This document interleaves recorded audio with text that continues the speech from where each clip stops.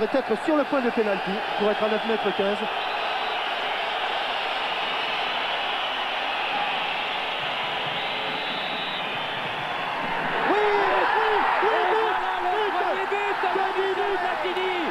Dès la 3e minute, sur ce coup franc, Michel Platini ouvre le score.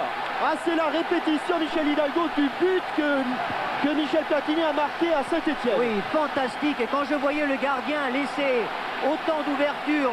Regardez la feuille morte, le tir en banane qui va venir s'accélérer au-dessus du mur. Et là, le gardien reste carrément planté sur ses appuis. Il ne peut pas bouger. En plus, il avait bouché le gardien. Un match international est quand même d'un autre niveau et il suffit quelquefois de rater un petit peu au début du match pour perdre confiance. Mais Dominique a fait un...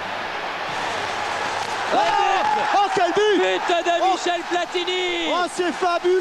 But de Michel Platini à la 25e minute! Fabuleux comment? Alors que l'équipe de France était dans une situation délicate, un joueur d'exception comme Michel Platini libère tout le monde, libère le public et certainement tous les téléspectateurs avec cette frappe de demi-volée. On le voit Michel Platini au début, déviation de José Touré, il va lever sa balle et de demi-volée du pied gauche, elle part en plein dans le coin de Stojic qui a été un petit peu masqué par son défenseur. Ça suffit, on le revoit ici au ralenti, la déviation de José Touré, le contrôle de la cuisse, voilà, de Michel Platini et de demi-volée là en drop.